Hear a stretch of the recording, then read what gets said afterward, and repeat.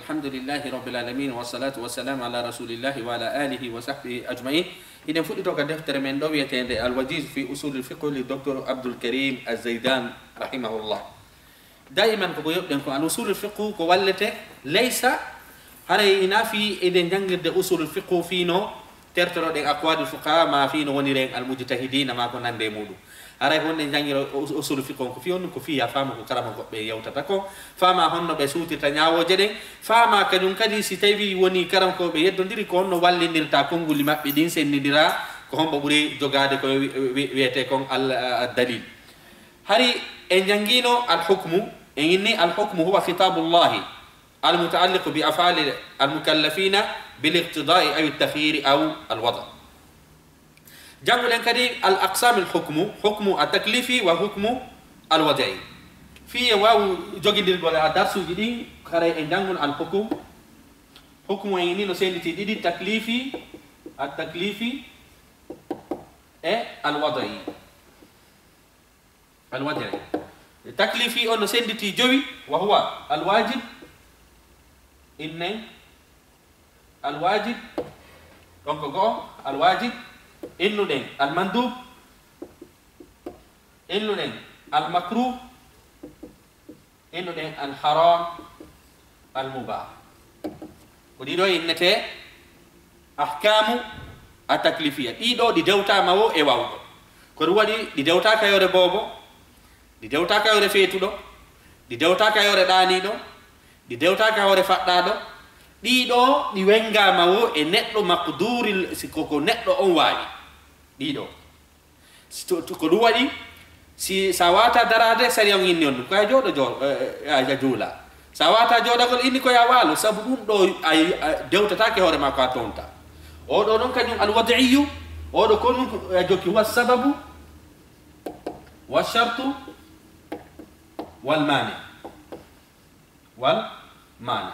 oɗo kañum ko sababu e charte mani jokki oɗo kañum hino wawe dewtede hay ko a townata sa waɗi sabo ma a waɗi sarti o ma hara ɗamari o wiyete kon almani kon waɗi zakatu payku bobo mo hellifaka sino mari ɓuuɗi yonayɗi zakat karamokoɓe go ini koyo ittu li annahu haray tahaqqaqa sababu alayhi haray sababu on timmi hoore makko wawa jogagol a jawdigol joni ko ɗum waɗi sa bonni kadi ko ɗum waɗi sa bonnoyi ko goɗɗo jeeyi woni ka feetuɗo woni ka bobo woni ka honɗum nde haray a yoɓay li anna hukman wadiyan wa hukmu alwadi ko yowodiri ko e sabu on e charte on walaysa a taklifi joni noon haray ɗiɗo fof inchallah en janggayray goto goto bi tafsil hari ko o wajibi ɗo janngude hukmul wajib en inni alwajib huwa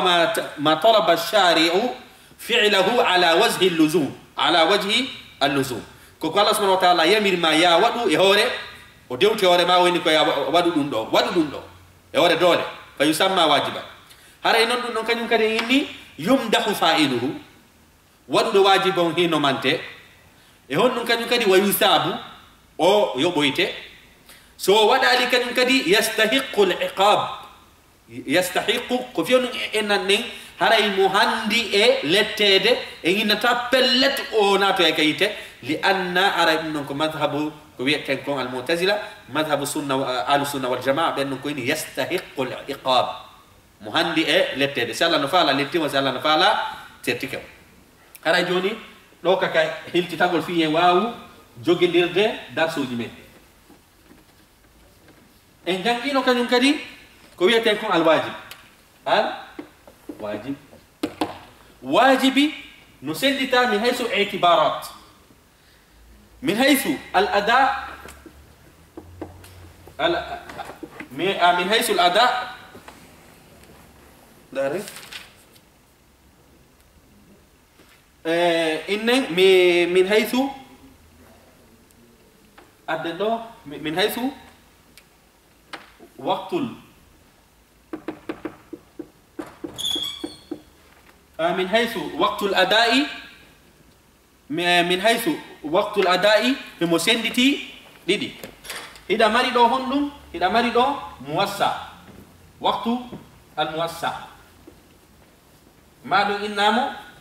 إني الموسع ما المضيق ما دو إنامو دو المطلق maɗum inna ɗo al muqayyad ɗa mari waɗutu yaajuɗo fi waɗugol dewal ngal. Allah inni ya waɗu dewal ngal o happanalima o jonnuma waɗutu yaajuɗo ya waɗu. O inni ya juulo fana ittande makka zawal ha honde tuma ha tuma hunde fo hunde ɗetti ɗowdi mum ndi hakkude ɗon fuu ɗa jonna ya juulu jake andi fana on ko ɗum ko muwassa. O inni kañum kadi horugol suumaye si a tawi woni ɗa ñawli yoɓutugol suumaye kañum kadi ko ɗum ɗa mari wagutu muwassa fiya yoɓitu innaka tum suumaye ma yay tum yoɓa ko ñawlida ko la ɗa jonna waktan muwassa an. innen kañum kadi si tawi woni an a wondi kaffara a wondi fenande ida duwa ho ñamminde ma ɗum horugol balɗe tati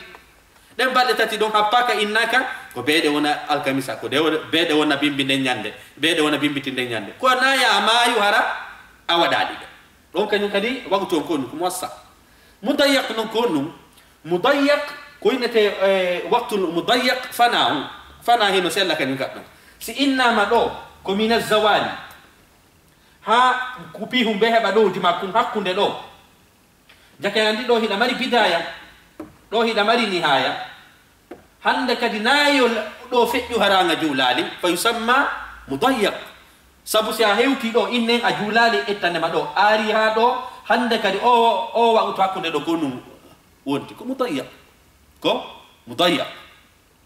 Allah subhanahu wa ta'ala inni ko ya juulu subaka happamma ɗo e ɗo woni a subaka sa acci a juulali ha waɗuto heddike yiru makko tun ara hande kadi gon ɗum mudayyak. fana on sa juulali mo ittane makka zawal ari ha ka ɗowdi ndin kum beɗatata ɗowdi makko hande kadi ko ɗum hande kadi o wonti on ɗum mudayyak. jaka en andi Allah subhanahu wa ta'ala no waɗi piiji goo yen waɗu yaajinani en waɓutu on jonnuma tan yaajuɗo fi ya waɗu haray happaka ko honde tuma waɗatamo kono janguɓe ɓen inni ko waɗugol mo lawɓuri moƴƴude sabu fi hon ɗum Allah noyni wasari'u ila mawfiratin min rabbikum wasabiqu ila alkhairat addodire waɗugol ko moƴƴi no jeeya e addodirgol waɗugol ko moƴƴi Allah yamire tubaɗa ko ɗum waɗi karam koɓɓen inni ko gonga waktu on ko muwassa kono ko waɗugol mo ka awwalil waktu ɓuri moƴƴude sabu ɗon haray Allah yamirima tun a waɗi si wona kañum kadi honde tuma hara waɓutu on no yamirma ya nennu sabu hiɗen andi si tawi woni yaasi on no wuli ha haray a juulugol fana ko on ɗum ɓuri moƴƴude ko ya nennu nulaɗo no maki abridu ɓuttine jaken andi kañum kadi waɓutu yaajuɗo on ko ɓuri moƴƴude ko ya waɗumo ka awwalil wakti si wona kadi ko tabiti wondema ko ka akhiril wakti ɓuri moƴƴude piiji ko kañum kadi haray kaka akhiril waktu ɓuri moƴƴude donc goo enen en jangino aɗaɗɗiɗo bi tafsir joni haray komi faala en andutuɗo si feƴƴen ko honde tuma waɓutu muwassa wontata mudayyak honde tuma waɓutu yaajuɗo wontata waɓutu faaduɗo ko sa juulali ha heddike simi juulali fana ettanema ɗo heddoyo ha ka tawatta ko waɓutu ko yeru darɗe nayyi pet si darɗe nayyi timmi haray fana o yalti hande kadi hande kadi ko wonno muwassawu kon wonti on ɗum mudayyak. innen wano sonnajo hino andi wondema haray innen ko ka fuɗɗorde lewru mo fiiloto kaka fuɗɗorde a lewru wona ha fana yona innen ɗo ko a fanani bidaya winde moƴƴa innen ɗo ko bidaya to zuhur ka fuɗɗorde a fana innen ɗo ko nihaya to zuhur ka landitoro fana on andi hakkunde ɗo ko muwassa hakkunde ɗo kon ɗum ko muwassa kono si sonnajo felliti wondema ɗo yo o waɓutu ɗo yo hewtu haray o fiilike hande kadi waɓutu on hande kadi wala waktu muwassa kono jogi waktu mudayyak fi on ɗum ko gonga waɓutu on ko muwassa kono kanko wonandemo himo andi wonde makka ka fana o fiiloto wagutu fana on ka hewtitimo wo hara ande kadi ko ɗon o jo juulata o newnanaka ande kadi nennugol mo sabu nennugol makko on wagutu ɗon no wawi wono o fiilo e on wagutu ɗon mi anasen faami ɗon hande kadi muwassa o wontanimo kankon ɗum mudayyak faamike ɗon donc ko wonde toma kañum kadi mudayyak wontata موسع وانتتا مضيق إنن قطو هرا نونوني هما في نادي دي ودي اوبيراسيون كالبتان ودي دي اوبيراسيون كأونا تتحري وحري إنن فنا أونو يونو دي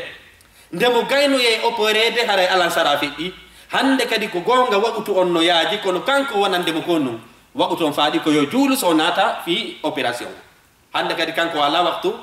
muassa on muassa don wonani e hore makko non mudayyak wonani mo muqayyad faami ke ka madum o docteur jo opéro on kanko tawata leere on no heddi seeda do yaw fana on heewi mo jogi waktu muassa kono leere on yunika o yata o opéro ya goddo go haray on docteur jo haray wagutu on wonande mo kanko konno ko mudayyak sabu so juulali mo don so yawi hanka o yaaji don haray mo e golle hande kadi ko yo juulu fana on kanko fi awwalil waqti kanko haray wagutu on ko mudayyak wonande makko kanko ay stay woni wagutu on ko muassa فاهمين كده كا جاكا يغاندي هوندا توما وقت موسع وانت مضيق موسع وانت مضيق او مطلق وانت مقيد حسب الاعتبارات ندون سنداري انت وي كا وقت هيوتي دون دو يو وقت هيوتي كا ولانتا دون سو هيبي غدون هاداي دوم يو توتو فاري لاو hande kadi waqtu yaajino don wontanima kanko non waqtu faadu do aba faani ke don ka jon haray ko don anditita sabu dum ngene sifanoki kadar sumen fe ondo sifino den al mutlaq wa al muqayyad jonno hande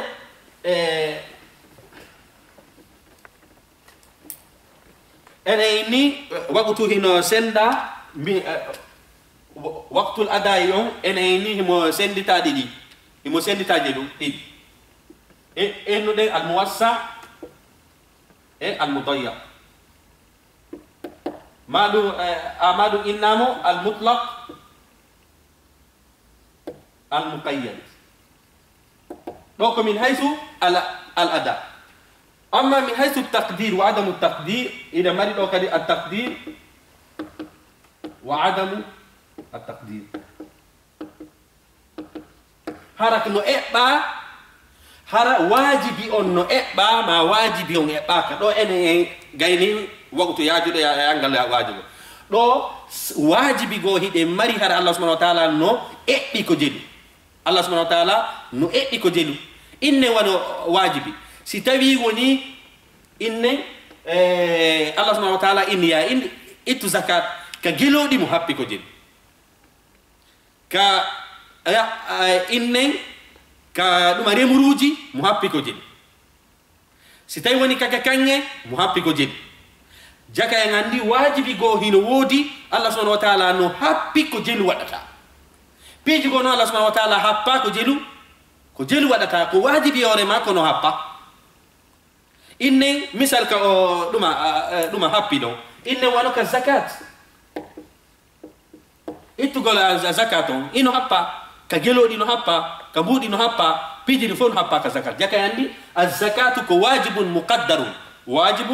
muqaddar harayno eba adden kanyum kadi misal kafaratul yamin si goddo wondi a fenande no happa holtina ma nyammina madu honno hora balde tati jaka yandi no happa donc on ko wajibi ya wadu kono on wajibi don kono joma sariya on kadi no happi ko dum wadata na asubete donc dum inete wajibul muqaddar ko wajib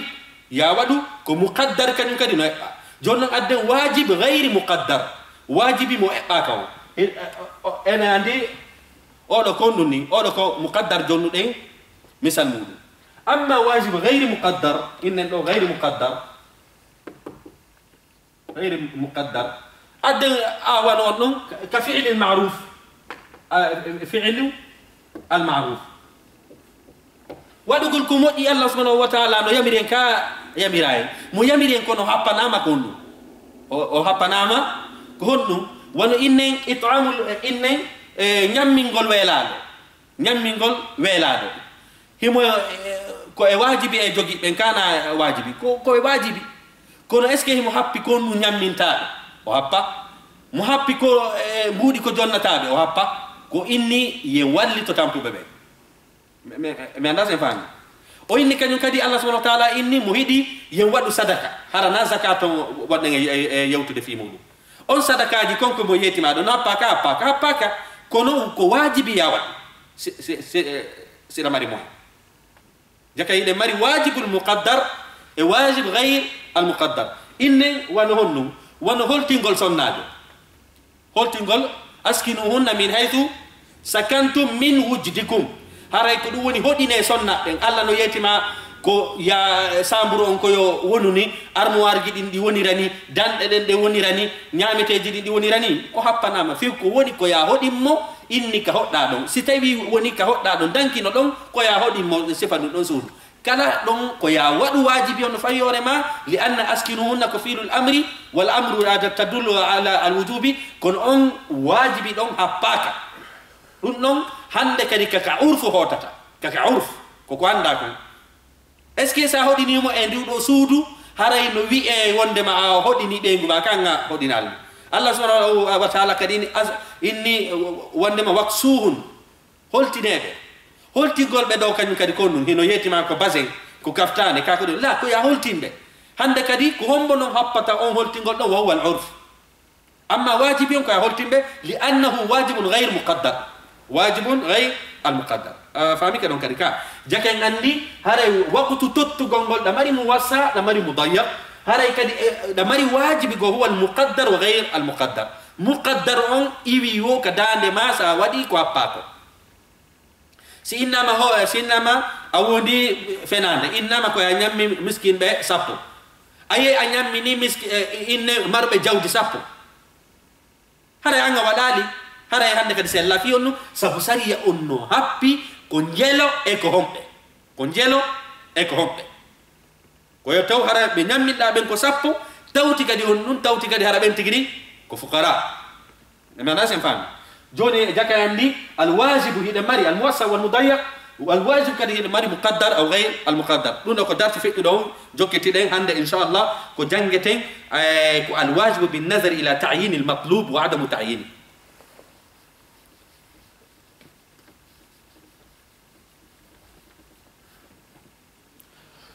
واجب هند مجانجة وندو كتعيين المطلوب وعدم التعيين إن واجب المعين إذا مريكا دي واجب المعين إن وواجب غير المعين الله سبحانه وتعالى waddi ma hunde o yeti ma kanyum kadi ko hondum handa wadude do o waddi ma ko no o yetake makko hunde honde o subindimma ene hiya jon ka deftere ga ko no way woni wa bi hadhihi al-i'tibar wajib muayyan wa wajib ghayr muayyan ene andi o do wajib ghayr muayyan ko o do kanyum kadi benata al-mukhayyar wajib al-mukhayyar defte go sa yeyi ko dum atawta e be bindi ko wajibul mukhayyar ko wajib kono ko mo subindina da adde misal ka subindina da Allah subhanahu wa ta'ala ini sa wondi ko ya honnu ko ya holting miskin be madu honnu madu nyamminabe madu honnu madu rindina dande madu honnu madu hora balde sap andi jakka ko gotum e di nay jido subindina da sa wadi di fop ara sariya woni nali non kadi ko ya subo di da tati sa wawata di da tati toddo horu gongol donc واجب non ko wajib mukhayyar wajib ghayr muayyan lianna bainama kan kadi wajibul mubham defte usul go kono benata no wajibul mubham ko wajibi kono mumma sabu innaka ko ya holting innaka ko dido tati ko ya subo mo faldawo sawawa ta dido tati ta'ayyana horu gongo me anda sen fami jakay ngandi Allah subhanahu wa ta'ala don o waddini ma gotum e piwoy tatoy kono ko ansubo to ko honkum faalla wadude kono di tati kala di waddaki ma ko gotum e din tati don waddima me manazem fami kono ina te wajib ghayr muayyan aw wajib al mubham aw wajib al mukhayyar fami ke donka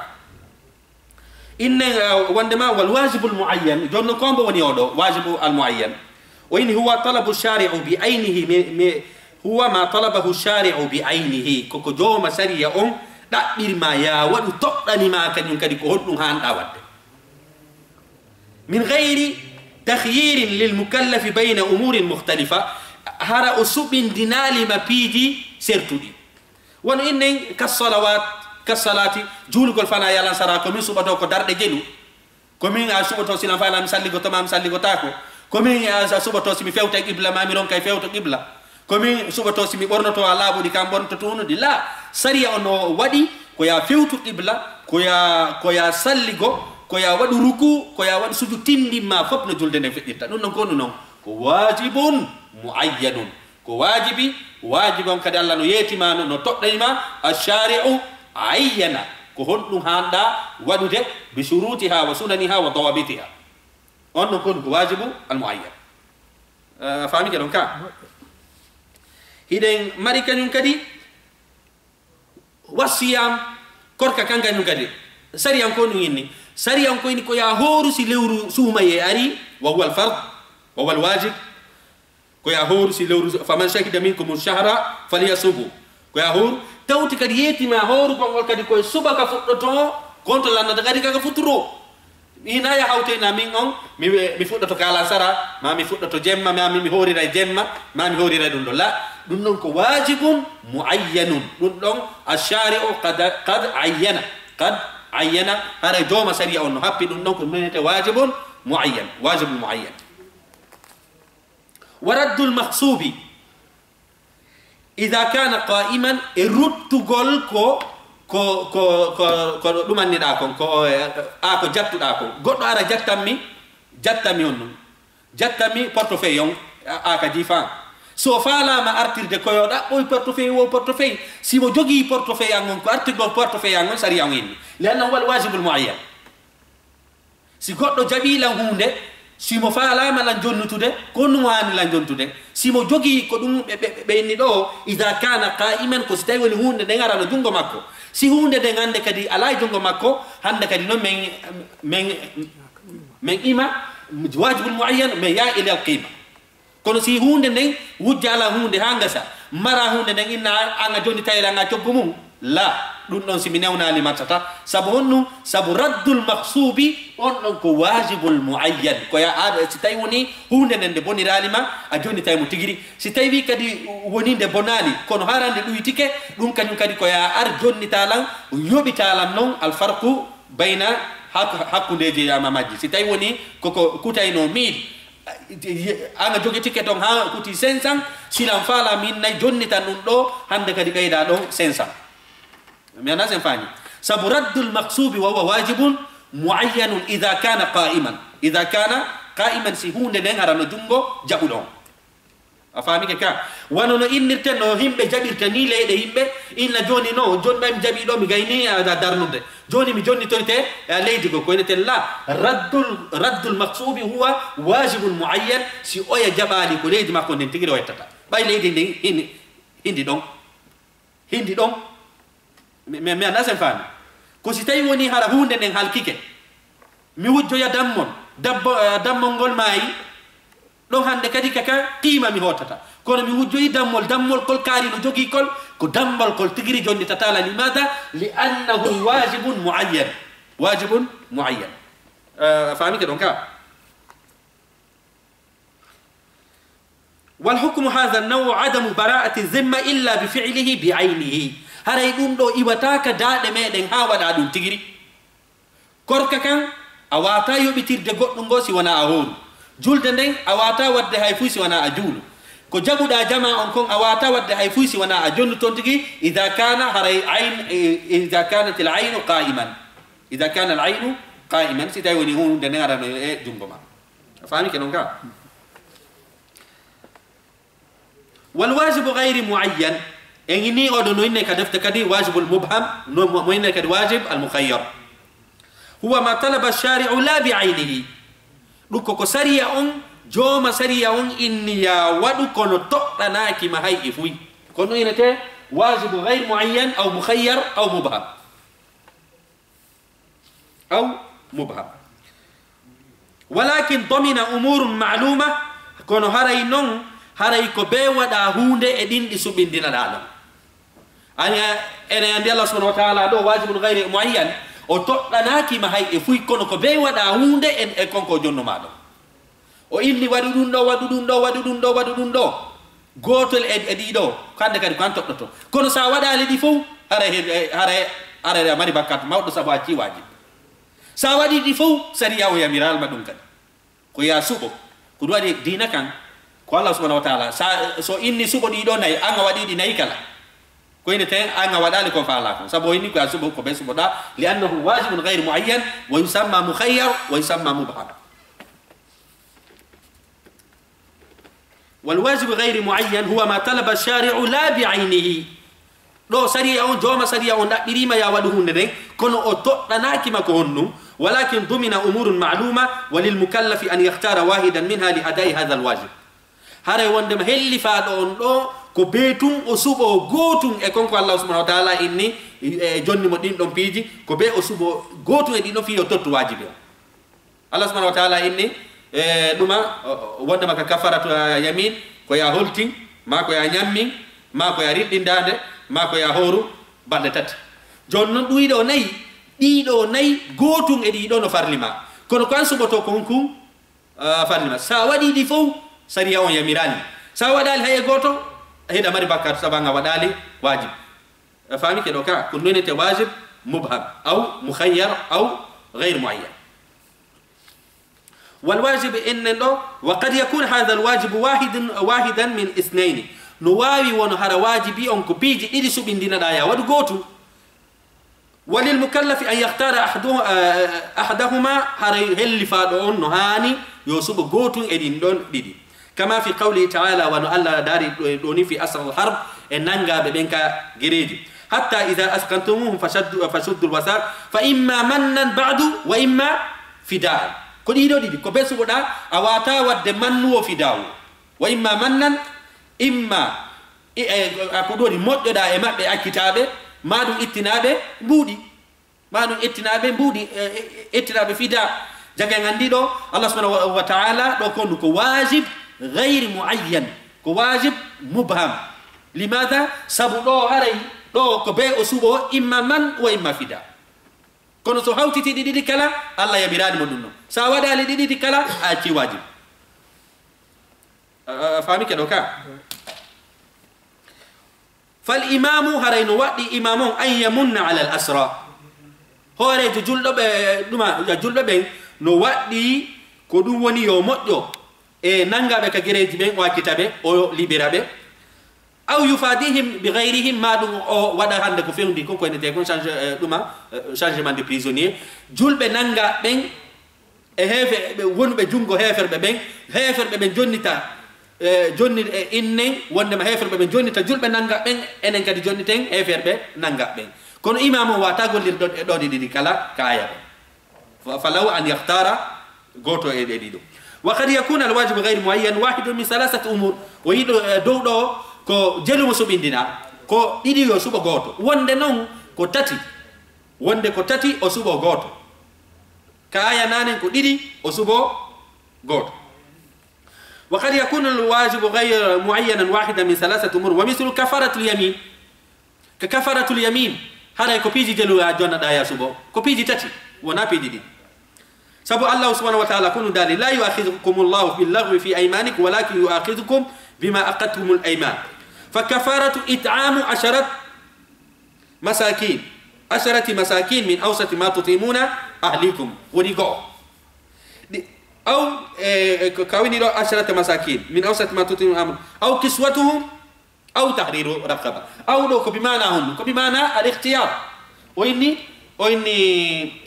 إطعام 10 مساكين من أوسط ما تطعمون أهلكم أو أنا عندي كده أو عندك للاختيار كده دابوني أو كسوتهم رأي تتبون كونه أو تحرير رقبة أو تحرير رقبة إطعام 10 مساكين ونيقو أو كسوتهم ونيدي أو تحرير رقبة ونيتاتي لو الله سبحانه وتعالى كبيجي تاتي إني ساوندي تاوي كوفنا عند وندودا أيني ميوادتا ميوادويتا أودي ما دو إني ميوادويتا ميوادي ما مندي ميوادي ميوادالي hande kadi kon dum alla penalise mi ko pidi tat o subindi ni non din non tati sabu awdo ko mi mana on ko mi mana at-takhir ko subago alla inni ko ya nyammin miskin be sappo madum holtina miskin be sappo madum rindina dande dido tati kala sa wadi didi de wotere ay goto wolale dum alla far lali madinno sabu honno sabodo ko wajib mubham واجب غير معين واجب مخير واجب المخير اودو ko besu goda goto e dido non hande kadi hida wawi subade odo da wawi subade odo dido tati kala musubi dawo ara anga wadi ko sariya on yamiriko sa wadali kadi silamu ngun nangima lando julbe be nangima fi dum nagol be lettatama be wadatama ko wiete kon al haddu fi dido tati ko goto e dido be wadirte haddu sabu ko goto wadima ما لازم فاهم si haddu kadi ari ina fi haray jo madina ben wadate haddu e dido tati kobe wadirta haddu konno ko goto e dido sabo ko goto waddi fi kala ko di tati yewta jonno sa wawata dido tati fiw alla non innande kadi yahud wasawm yahud jake andi kono dido tati ko ya subo kono sa wawata dido tati aranta odo goddo inne hino wawi nyamminde o ina mimi hore ko ina tella horu gongol anga subindinaka sida wayi non nyamminde ayinni mi rindina dande don no dagi da wayi rindinde ayinni anga holtinay hino dagi sida wayi holtinde ayinni anga nyammina hino no dagi kono sida wayi dido tati dagaki ya horu sabu horu gongol nata ka der ka duma ka subindina dado me anase fami jakandi akuno Allah subhanahu wa ta'ala indino aw kisatu aw tahriru رقبة وإنه فمن لم يستطع فصيام 3 أيام وإنه فمن لم يستطع كسوا والديدو تات كون غوتو إديدو سيدا واوي أن ياتاك كوركا فهمك أنه وقد يكون الواجب غير معين واحدا من 3 أمور ومثل كفارة الأيامين فإن الواجب فيها على الحانث واحد من 3 أشياء إطعام 10 مساكين أو كسوتهم أو إتق رقبة وهذا عند الاستطاعة أو المقدرة أما عند عدمها فالواجب معين سواء تاديدو تاتيونو هاري هامده كدي او مو وندو دي انكو مخير او وانتيونو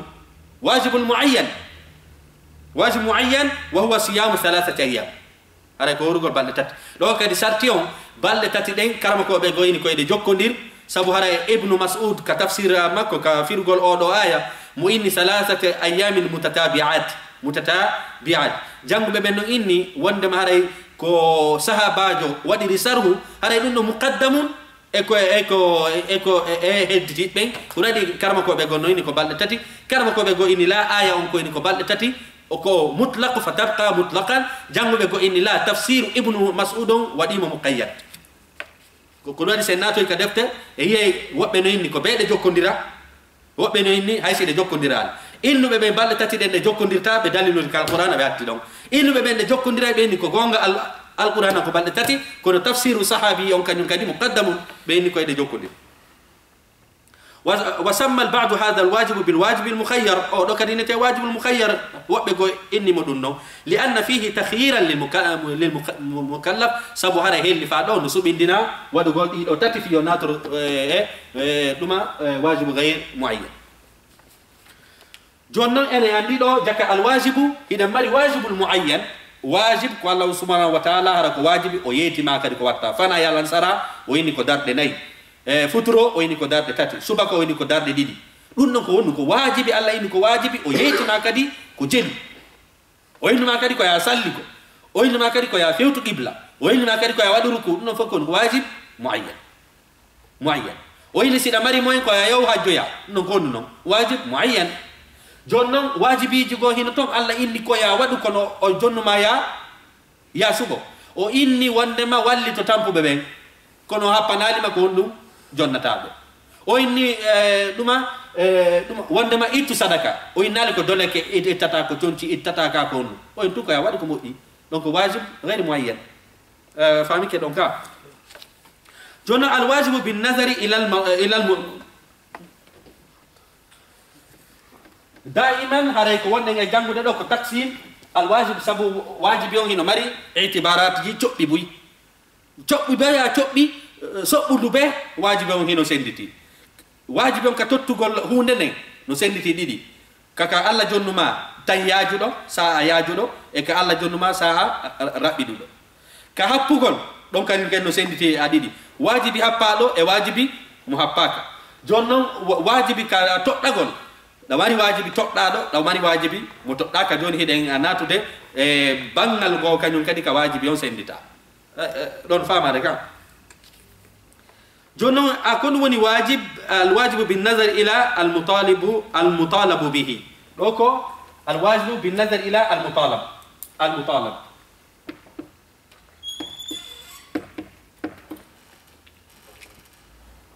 الواجب بالنظر الى المطالب هذا ماني واجب بهذا الاعتبار واجب عيني اودو سندتي دي كانو كان اودو كان كوكو جل سندتي اذا ماني عيني هذا ماني كفايه كفرض العين سبكون الى المطالب دوكو واجبي ونن دي وادو وهو الفاعل كون المطالب به بمعنى الفاعل doko wajibi nane hari ko num ko tottu gongol wonde ndaro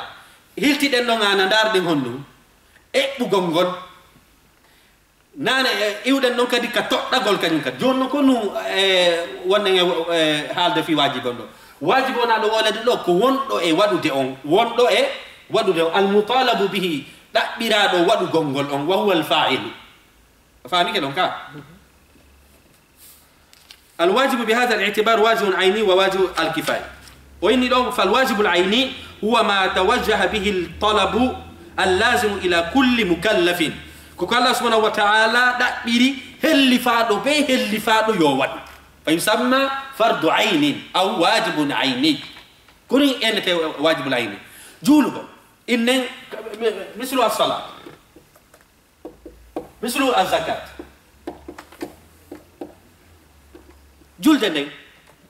ko juuluda ko oda juuli o juuli ko oda juuli o juuli ansa juulali hara anga juulali simini do joni acci don wata juuli fana mi juulante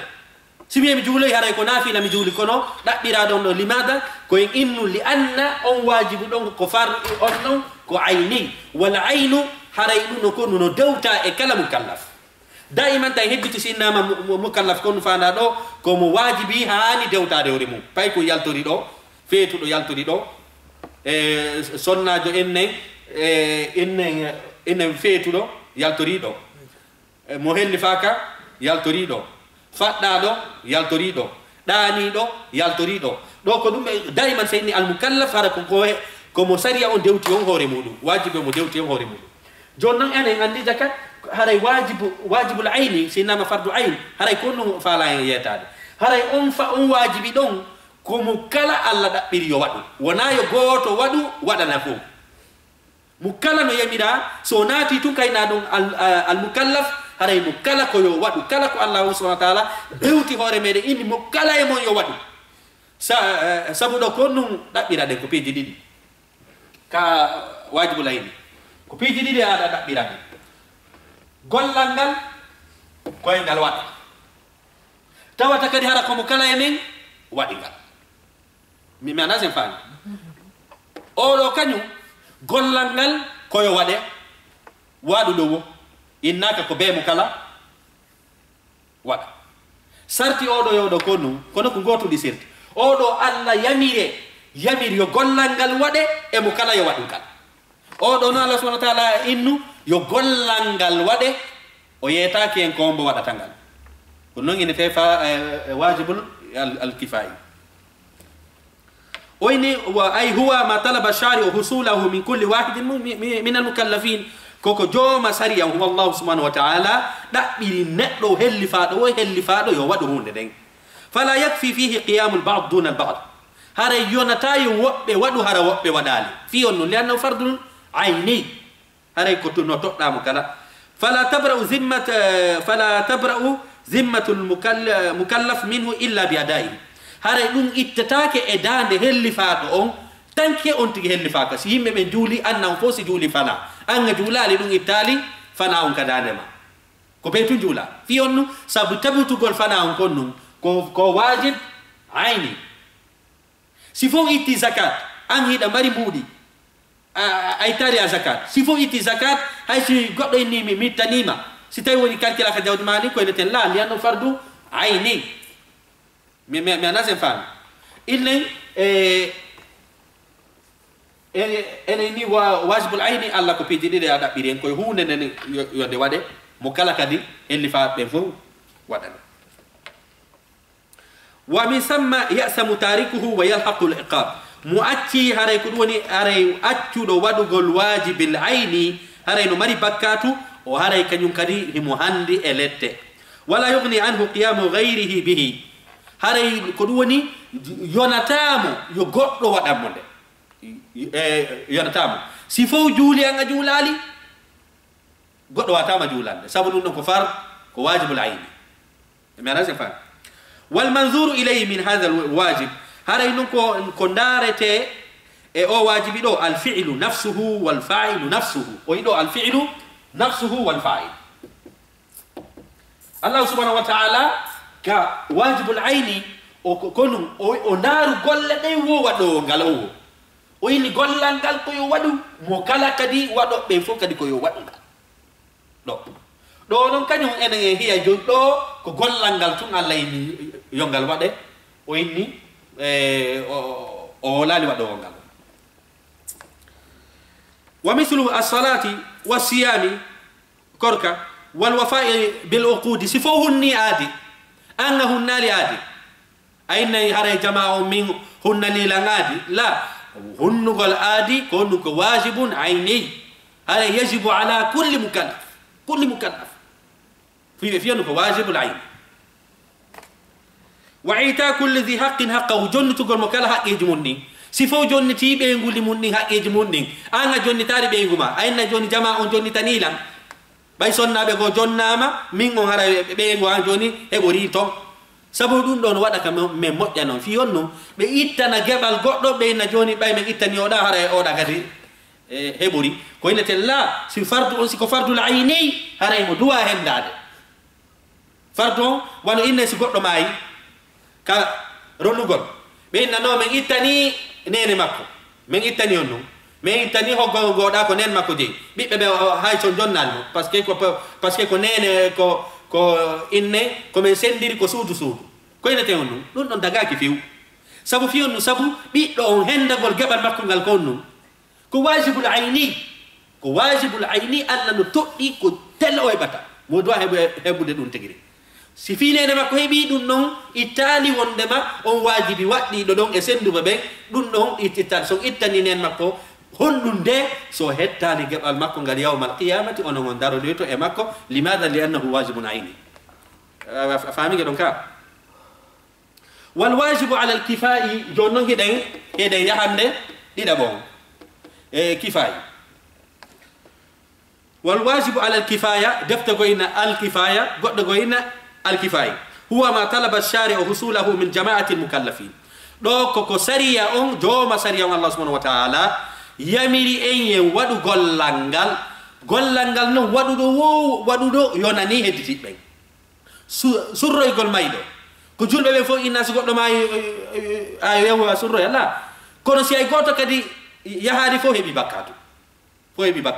sabu fiyo Allah subhanahu wa ta'ala inni gollangal yo gal wade o ye o toddaaki ko hombe wadata ngal si ay goto wadali gal hara enen wadali gollangal ko wadi en fo en bay bakkatu kono si wodde wadi ya gollangal hay si wodde wadali gollangal hara hande kadi fo ala bakkatu fiyo sabu Allah ko indi ko gollangal wade o toddaaki kombo wadata gal gollangal no wadama ko wadi fo ala bakkatu jake ngandi fartul aini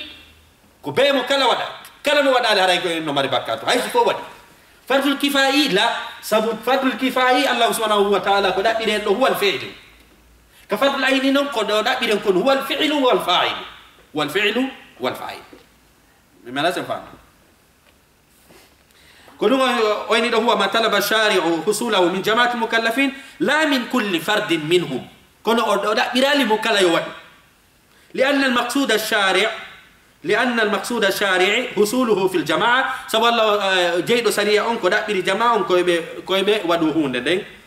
أي إيجاد الفعل لا ابتلاء المكلف الله سبحانه وتعالى كو ودي دون دو دينا وري كفاي دو كوي ودو غولانغال كونو مجرباكي دو نون او جربين سبودو كاو إني دو مكلا يمودو يو ودو هاندي كد فو جربا دو نون او إني وند مهاري غولانغال يو ودو دو sabu kawini don gollangal yo wade goto tunno wawi wadande millionji kono so inni mo kala ande en fo enen jarribama fi wadugol gollangal far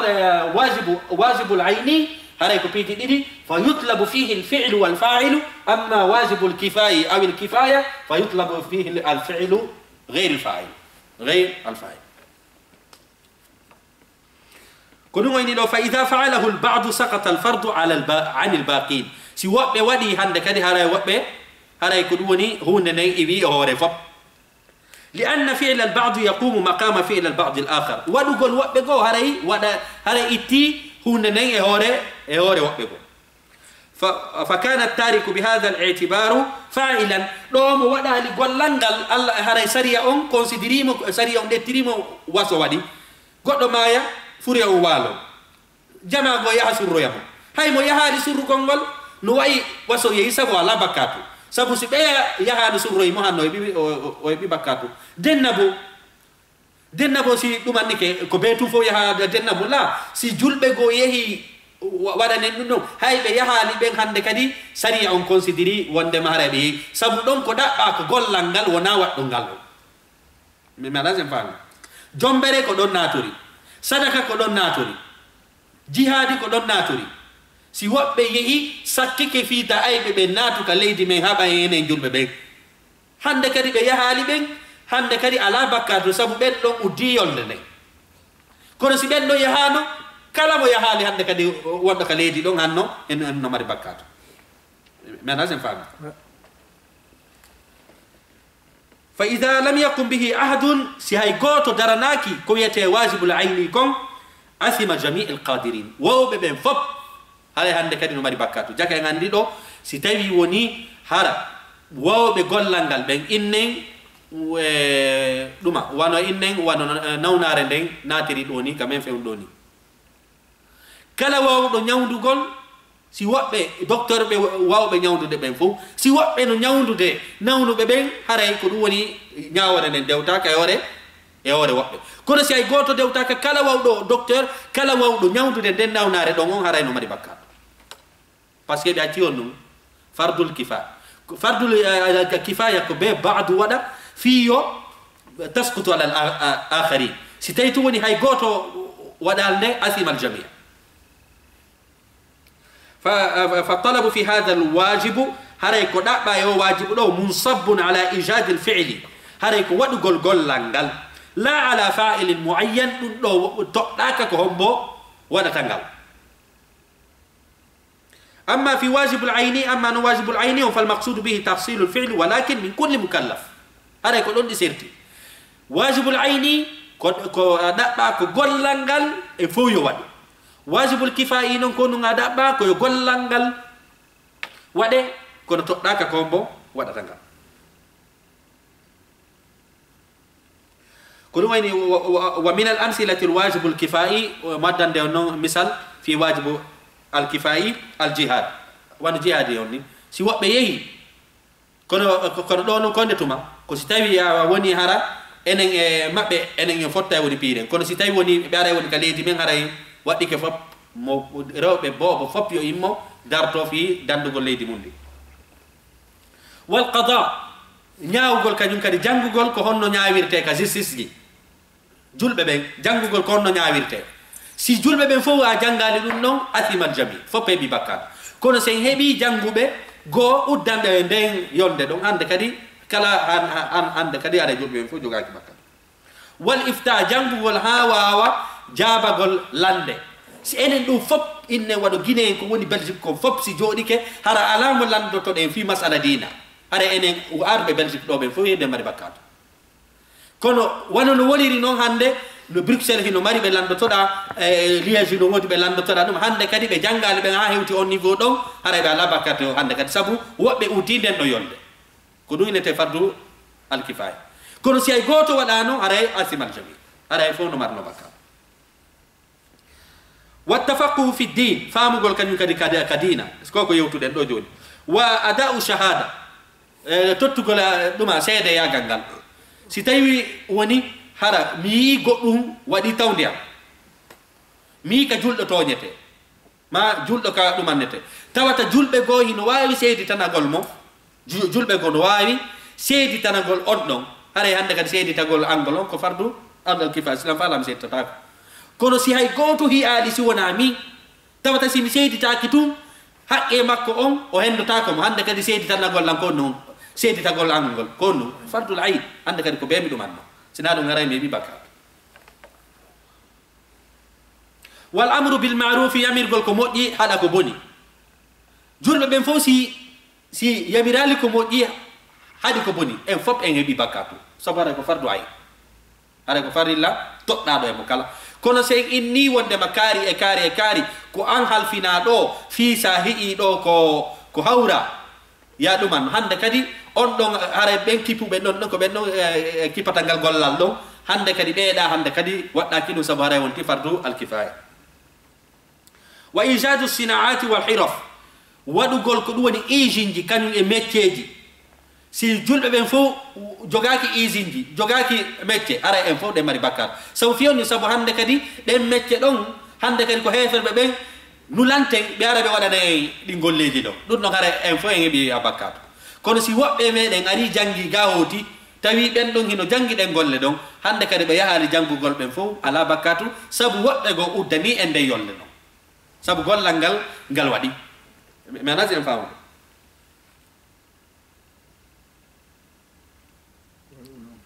wa i'dad al quwwati bi anwa'iha kanu hebilanagol dole ko woni dabbugol armuji zarde combat apache avion je formugol militaire e duma eta on no konu ko wajibi hore mabbe sabu sa ala dum don nyande go leydi ma ndeng hebe wayndi attaque do jonno si wobbe jangani e militaire yagal ekkito ekki konno avion doginirte avion de guerre dum hande kadi population mo innaka be mo kala ekkito sabu en hebi wobbe uddube nde yolde no kono si gide en fo jodi ke mo kala jangal fi militaire yagal mo kala jangali avion wal konno doginirte ara gide en fo no mari bakkato sabara enen ngati farzoy fami kano ونحو ذلك مما يحقق مصلحة العام كنون كدي ونون كنون كدي كتاوة هارا مؤيريجي جماعة فونو إندر مودو كلا كتاوة مؤيريجي جماعة نو إندر مودو دانوغل إكولجي دانوغل لابتانجي دانوغل كواليتي ريسيرش سيانتيفيك جي دانوغل لايف دانوغل بومبيجي دانوغل زاردنجي دانوغل لوما فيروز جي كلاوي wadugol autoroute dum no fokon no fono mojjani e jamaaw dum no fo si fo wadali si ay goto wadali lendi fo e fode mari bakkat si seedaabe wadi malamgu wobbe lamminama fi wadugol dem bange don o wadali are kanko jogi bakkat tan gadi sabu jamaa on toddike mo yo wadugal gollal do me andasen fami كونوا دول لأن فروض الكفاية تحدث غالبا إلى مصلحة العامة للأمة سبب كوين تفرض على الكفاية دائما دون الله سبحانه وتعالى كمؤيد جماعة فو دوما فرض العين نون كوكو مجمع سبب سي الله سبحانه وتعالى إني كوين جولو دون مكالا كو جولو مكالا كو قول لبون هتو يوم القيامة كان عدو دون جاكا عندي كمؤيد كونو كان جيدة كنا سي الله سبحانه وتعالى إني وندما هاراي كوين درنو كان يوم دونك donc andi labtan si darnama ko fi ma ko fi fo kala ka inna fardul kifaya andi dun tikiri ko mojjere wonande fo kala ka inna fardul ain andi ko mojjere wonande waddo me manazem fami jaka enen andi fardul al kifaya no yaaji nafa buri on dum fardul ain sabu fardul ain ko antun na nafata julugol janga rewa alla dun ko fardul ain kono dardugol labtanji autoroute ji dabba lekkele janga fi science ji fewndi don hande physique math biologie e dum don fof fi ko nyawdirte dum fof ko fardu kifaya li annahu li anna fihim maslahatul am arayno modiri jama fof no derta mais lazim fami sabu si goddo nawni kalabtan enen ngel landata ko ko juldo bas ko kefero si tay woni pom darna ma do enen ngel innata ko juldo dettata auto mo ngon rewa ka hore pom kefero ar rebata jaka andi ko wadi masla ko woni en tay hare ko wiete ko wajibul kifai daiman ko maslahatul amma on woni derto amma no wajibul aini dum ko maslahatul khas wa huwa maslahatul khas وإنما يأسم الجميع إذا لم يحصل الواجب الكفائي كفيه النون أدتا يوهب بكاتو ستبي وني جماع فو وذلك بيته واجب الكفائي لأنه مطلوب من المجموع الأمة سبو هذه مفتد فونو يميرا ودقل دهون دون هاي قوتو ودال دنو فإذا لم يحصل الواجب فالقادر على الفعل عليه أن يفعل واودهون دن هرين وقتي مو يوودون والعاجز عنه عليه أن يحث القادر مواوتا أنكو يولتو واودو في نهون نوديرا جاكي غاندي دو لما كوين تنكون فرض الكفاية سبب باسكي كوين جودو تو إنه gouvernement ono droit wad كوين فو كونتونومي والتو تو gouvernement كو سي vote ari mi vote be mi tan ini be do be gollay gollangal don haray mi wallitike waawbe golle de ngon yobe gollu kono si memi wowtani goddo mo mi hidi mi do andi deja o do hay stawi woni mo laami ke bo gollata ko illete en fopde mari bakkat fi onno sabu wajibul kifai ko inna wawdo on ko yo wadu gollangal mo wawata on wallito wawdo fi no mo wadira gollangal jonno ko honno mi walliri wawdo on mi wowtanalimo jake ngandi haray kandar dina menga maslaha no der to maslaha on ko no wajibul kifai innaka tun ko wawbe ben tunde wawbe ben ko be wadu gollangal be wawata be wallito wawbe ben fi no gollangal wadire jake ngandi ka vote kanyum kadi yaw gol vote do hemde men fi yo laamu ko mi yaw sabu darndu gol labtandi darna laawi darna autoroute ji darna école ji darna innenka handicapé be dumanoto wallito tampo be non ko non e hore laamu ko wajibul kifai ko wajibu al kifai jonna si vote ari ko mi kono mi amira ko mi wallito wawbe gollangal on jonna kombe mi andata wawi ko hore jogibe programme be mi tajjino odo mi wotanimo o waaway wadugol wajibul kifai on mi wallito mo don kono si mi wotirali non hare ko mi fo jogi bakkat mi fo jogi bakkat faami ke don ga أكلم بين دو والعاجز عنه عليه أن يحث القادر ويحمله على الفعل وإن لم يحصل الواجب كان ذلك تقصيرا من الجميع أرى دو ستايوني غولانغال وداك فوب نو مري بكات أن يو فوتا لي مغولتا أون e kanyum kadi jodi do mo gollata on ardo yalti fi laamu laami fo no mari bakatu do sabu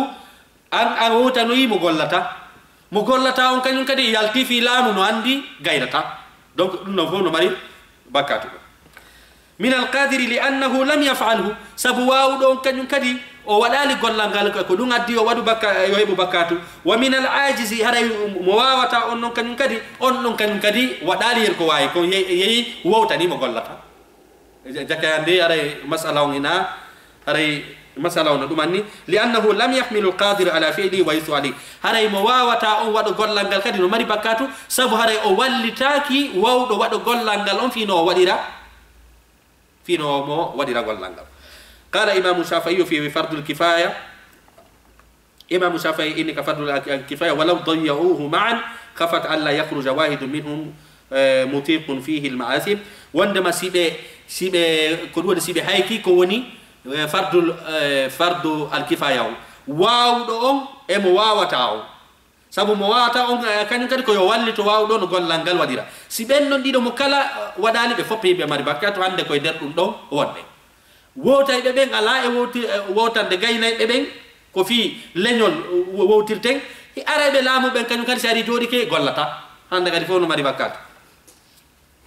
wa ala hada at-taswir lil wajib haray ko ni hiirden ko woni wajibi kon wajaba ala al umma haray no waddi ko dum woni mofteden fo muraqabati al hukumati aynu gol gouvernement jidi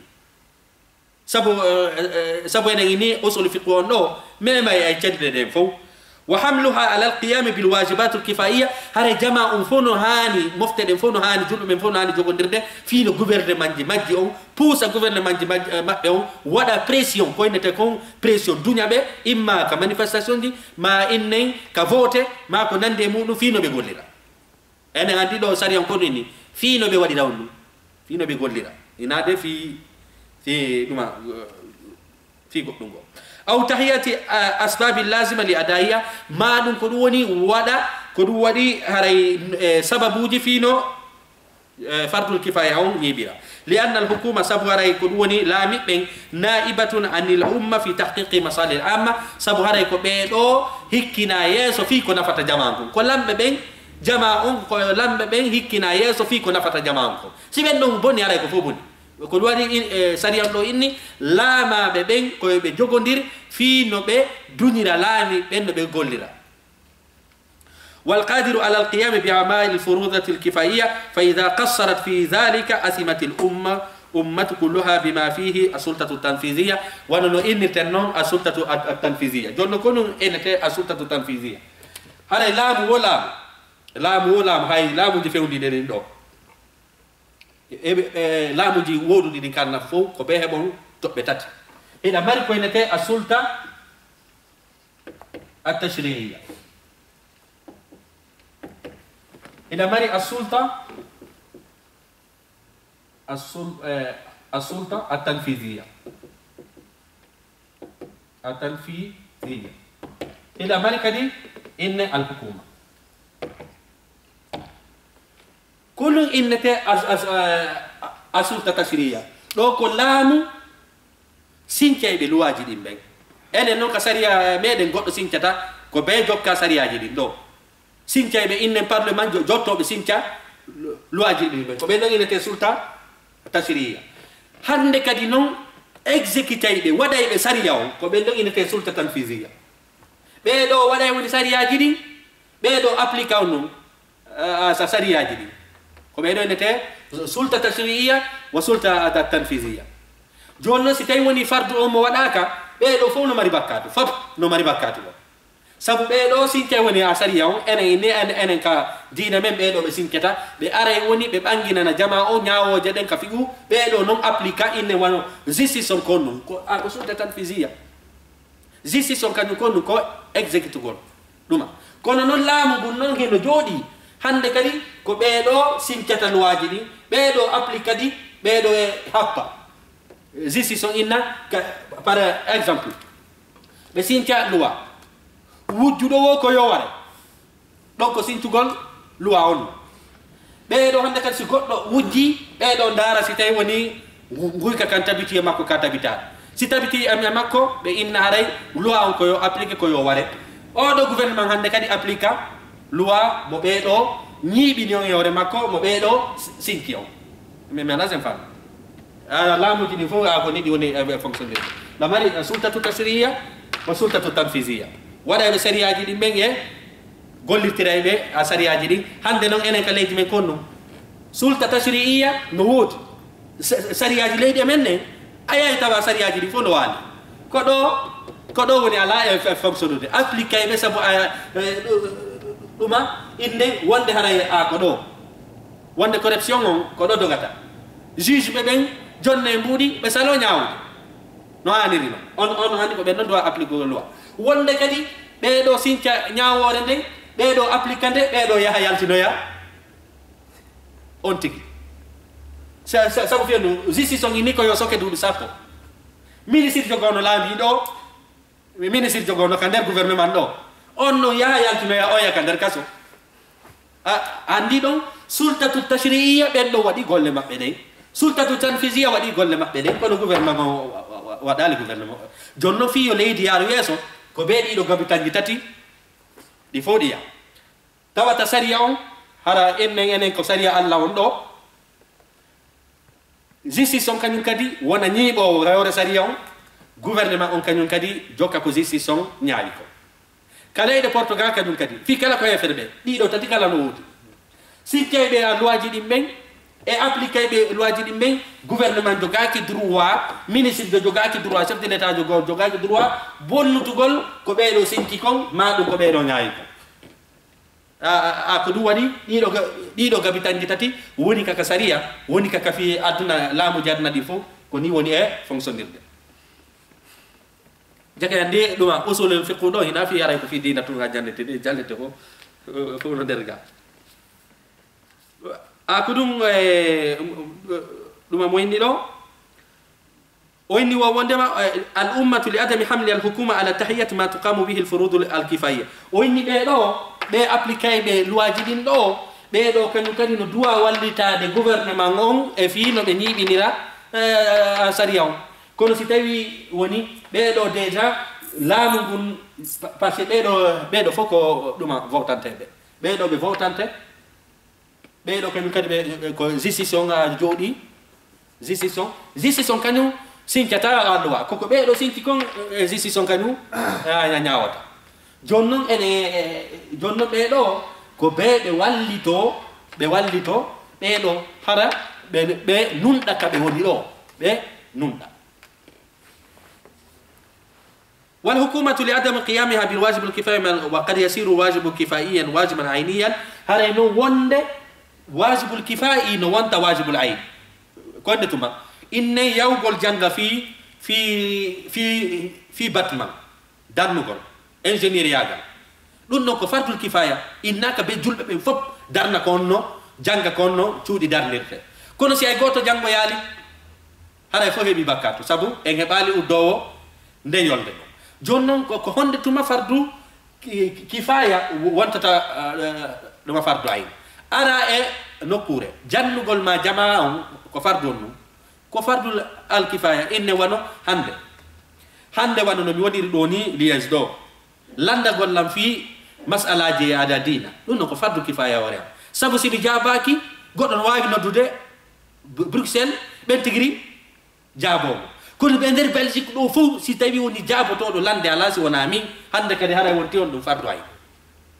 kala ko tawi hande kadi hay goto ala si wona an hande kadi ko wonno fardu kifaya ko wonti on dum fardu lay si hay goto inne si fo no wawi wattugol do di ventilateur ji do si tay woni di boni hare wattugol de jangugol fi wattu ventilateur konno ko fardu al kifaya seeda be si jangi be ala bakkat ene do fu si jangali fi no ventilateur duma wattirte do hara si boni hay goto wattu dara en fo de mari bakkat fi onno sabu en udali de yolde do sabu en udali de yolde ومثل أيضا إذا شهد المكلف القادر دون غيره منكرا فعليه إنكاره بقدر استطاعته ومثل أيضا الطبيب في القرية كلهم ونك دكتور جو نياوندو وندو كبرورة نياوندو وسي إني نياوندا تا غدو كوناكيري إني نياوندا تا ناوندو هارا نا ناوندو كدي ايوتي كمايا هارا كوي نتنكي نام إنا فرد كفاية إنا فرد أين سابو سو ستاي وني أون ساليكي غدو غنو ودي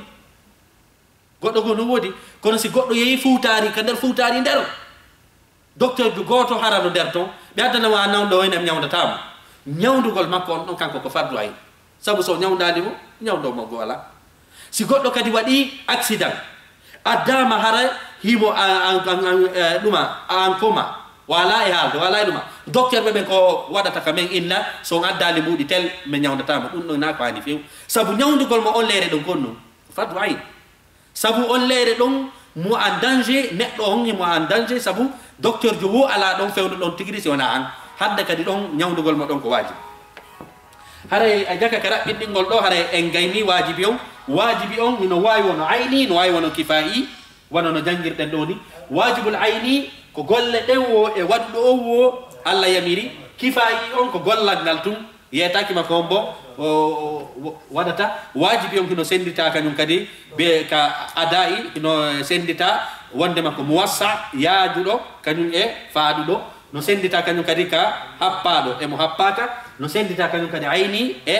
kifai jaka wajibi no ko woni wajibi ko kala ko Allah subhanahu wa ta'ala inni ya wadu o inni kanyum kadi wadira yore dole o inni kanyum kadi haray wadudo on no mari baraji mo sondiki wadali no hatto no handi e lette haray jaka ko dum wonde jangude hande kadi al wajib haray mi do hatta do wassalamu alaikum wa rahmatullahi wa barakatuh